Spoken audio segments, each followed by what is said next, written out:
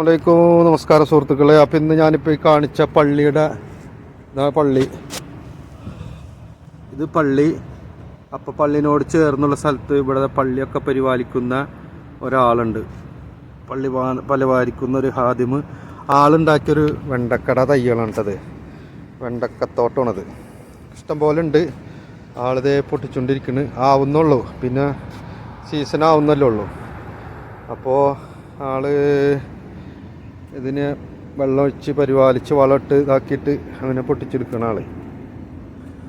अभी इसमें ज़्यादा मिलेगा भाई? ज़्यादा पकड़ा पहले नहीं, अभी पकड़ा, अभी पहले वाला है. अच्छा. അപ്പോൾ ഇതിപ്പോൾ വന്ന് തുടങ്ങിയിട്ടുള്ളൂ കേട്ടോ. വെണ്ടക്ക ഇപ്പോൾ വന്ന് തുടങ്ങിയിട്ടുള്ളൂ. അപ്പോൾ ഇതിന് ഹിന്ദിയിൽ ബിണ്ടി എന്നാണ് പറയണേ. ബിണ്ടി എന്നാ ഭായ്? ബിണ്ടി എന്നാണ് പറയണേ കേട്ടോ. അപ്പോൾ നമ്മളാളാണിത്. അപ്പോൾ കിतना മൈന ഹോ ഗയാ അഭി?